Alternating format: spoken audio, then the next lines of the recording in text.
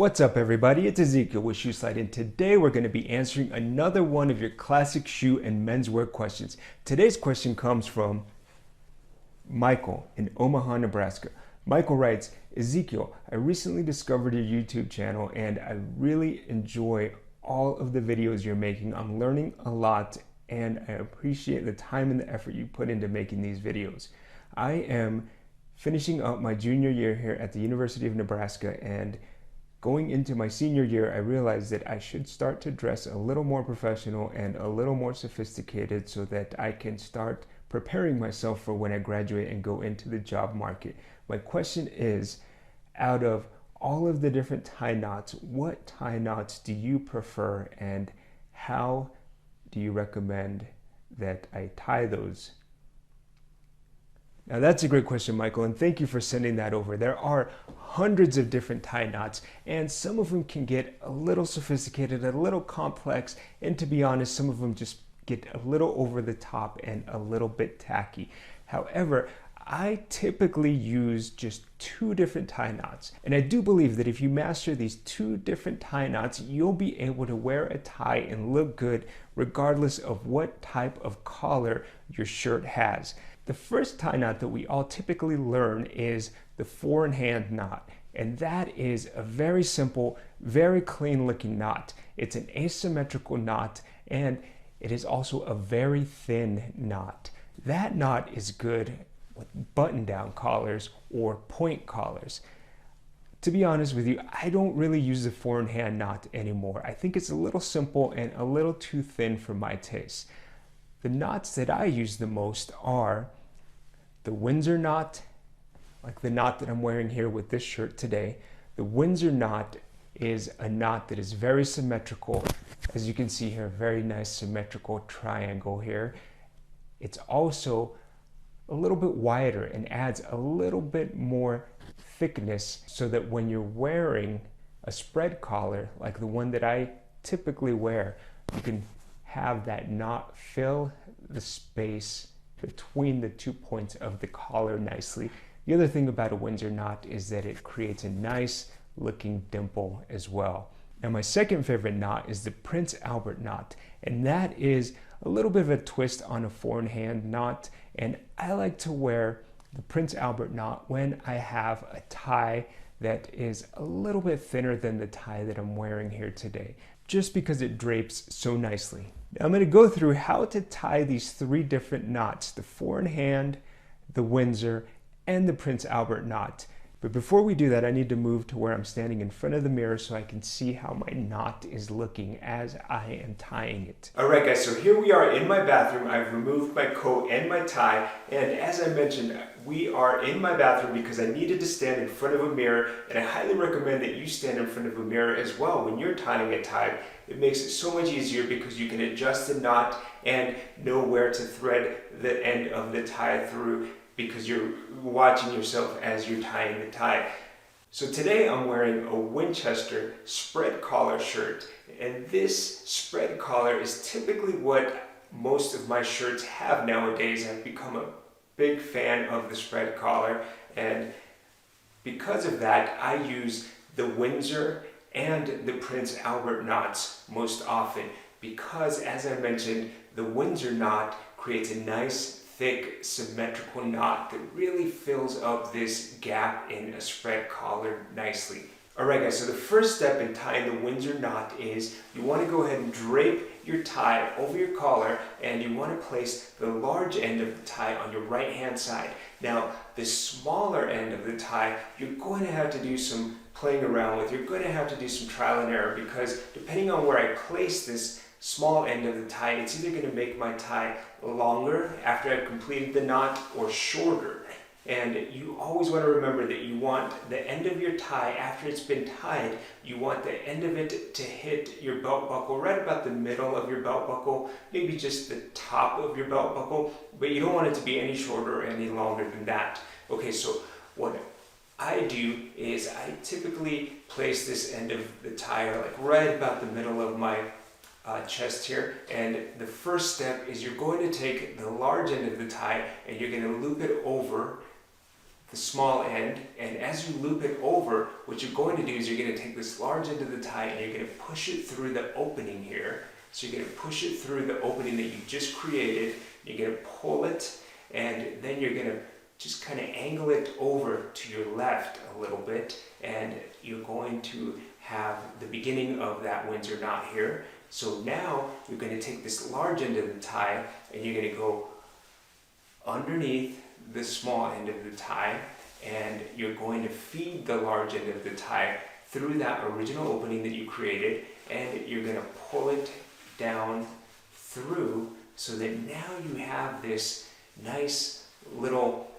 triangle base, and this is going to form the basis of your Windsor knot, and this is what gives the Windsor knot that nice full look. So now that you have this base knot here created, what you're going to do is you're going to take two fingers and you're going to place these two fingers directly on top of that knot, holding the small end of the tie and the knot.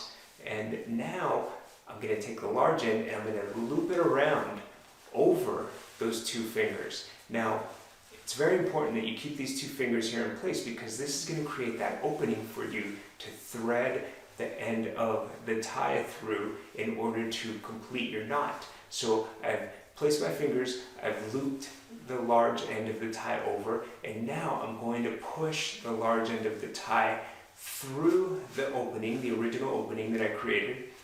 And as I've done that, I now have this large end of the tie available to thread through that opening that I created with my two fingers. And I'm just going to pull it down, and as you can see here, we have that nice symmetrical, full-bodied looking Windsor knot. So after you've created the Windsor knot, what you want to do is you want to adjust it so that it fits nice and snug around your collar. And the way that I recommend you do that is I recommend that you hold the small end of the tie and you take the large end, and you're just going to push the knot up as you're pulling the small end through. And keep in mind here that you want to do this at about a 90-degree angle. I found that if you do this, if you tighten your knot and adjust your tie at a 90-degree angle, that helps to create a nice three-dimensional, full-bodied looking knot. Whereas if you're just pulling down, what will happen is it'll drag that knot down and flatten that knot, and you'll lose a lot of that three-dimensional full body look. So, all right, there we go. Now I have that full Windsor knot that I've created, and I am going to flip my collar down. And as you can see here, this is just a great looking knot to wear with a spread collar like I typically wear. Alright everyone, so as you can see here, I've changed into a button-down collar shirt, and I changed into this shirt because I wanted you to see the type of collar that a four-in-hand knot works best with. This button-down collar shirt, as you can see here, has the ends of the collar buttoned down so that it forms just a small opening here in the front of the shirt. And the four-in-hand knot is perfect for this type of collar because it is a small, thin knot, slightly asymmetrical, and it does not fill a lot of space. So if we had a spread collar or a cutaway collar, this four-in-hand might look out of place because it's so small in comparison to the opening in those types of collared shirts. Now the four-in-hand knot is typically the first knot that we all learn to tie as young men. The four-in-hand knot is very simple, it's very straightforward, and let's go over how you would tie a four-in-hand knot just as a refresher, or for some of you that haven't learned how to tie this knot. Okay, so in order to tie the four-in-hand knot, the first thing you want to do is you want to drape the tie over your shirt collar that has been unbuttoned and flipped up. Now, you want to drape it so that the large end, the wider end of the tie is on your right hand side. And what you're going to do is you're going to take both ends and you're going to cross them over. Now, as I've crossed over the large end of the tie, what I'm doing here is I'm holding two fingers in place so that I can keep this large end from sliding up or down the tie. And I'm also going to use these two fingers to create an opening through which I'm going to thread the tie through in order to finish the knot. So here we go again. First thing, you want to cross over the large end over the small end, hold it with two fingers in place, then you're going to make another loop. You're going to go over, and again, remember we got these two fingers here in place, just keeping this opening through which I'm going to slide the end of the tie through. So after you've looped it around once, twice, then you're going to push the tie through this opening here. Just at the bottom of your collar, you're going to push the tie through, and as you can see here, now we have an opening that I've been holding with my two fingers, and I'm going to take this large end of my tie and I'm going to thread it through that opening. Just pull it down nice and even, and as you can see here, we now have an asymmetrical four in hand knot. Now this knot needs to be adjusted still, so what I'm going to do is I'm going to take the large part of the tie and I'm going to push up as I'm pulling this smaller part of the tie from the back. So I'm pushing and pulling, and as you can see here, the knot is now in place and it's right in the middle of my collar. So I can flip the collar down and I can button it. And if I needed to tighten up the knot a little bit, I can just go ahead and hold the back part of the tie. I want to keep this dimple here in the tie just so that it adds a little more visual appeal. So I'm going to place my index finger there where the dimple is, just to keep it in place, and I'm going to pull the large part of the tie forward. And take note, as I'm pulling forward, what I'm doing is I'm trying to hold the tie at as close to a 90-degree angle as possible, and then pulling the knot out. Because if you hold the tie in this fashion at a 90-degree angle or so, what happens is it creates a little more of a three-dimensional look to your knot, so that your knot isn't just flat. Now there you go. That is the four in hand, and that's the knot that most of us learn, and it goes really well with these less formal button-down collared shirts. Also goes well with pointed collar shirts that have just a small opening.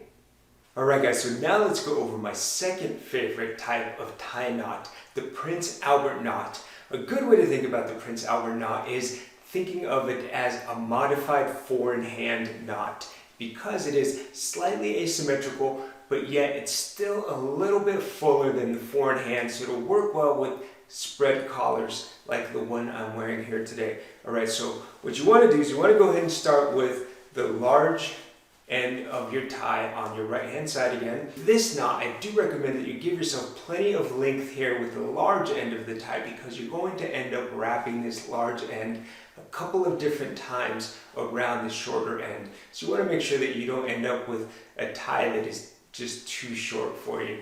Alright, so now what you're going to do is you're going to take the large end and you're going to cross it over just like we normally would with a four in hand knot, and this time you're going to hold your two fingers in order to create that loop, that space where you're going to thread through the larger end of the tie. So you're going to hold your two fingers there and you're going to wrap the large end once and twice around those two fingers there. So essentially what you've done is you've looped over those fingers twice, and you've kept an opening there so that we can feed the large end of the tie through there. So what you need to do now is you're going to push the large end through the neck loop, the original loop that you created when you first crossed the two ends over the tie.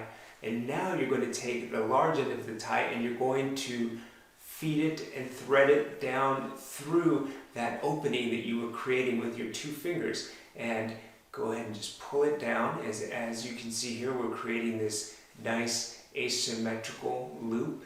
And again, remember, I do recommend hold your tie at a 90-degree angle, push the knot up, pull the bottom end of the tie out, and then just go ahead and tighten the knot if you need to. And as you can see here, it is a very nice looking asymmetrical knot that has a couple of different layers here. So you might also need to play around a little bit with the knot, just adjusting it and moving it up here so that you can see the first wrap around that small end of the tie, and you'll see the bottom layer and the second layer on top here. Let's go ahead and adjust the collar.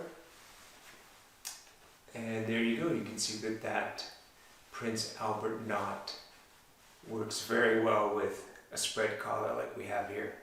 Alright, well thank you for watching, and remember, send us your questions either by leaving a comment on our YouTube videos, through social media, or at shoeslide.com.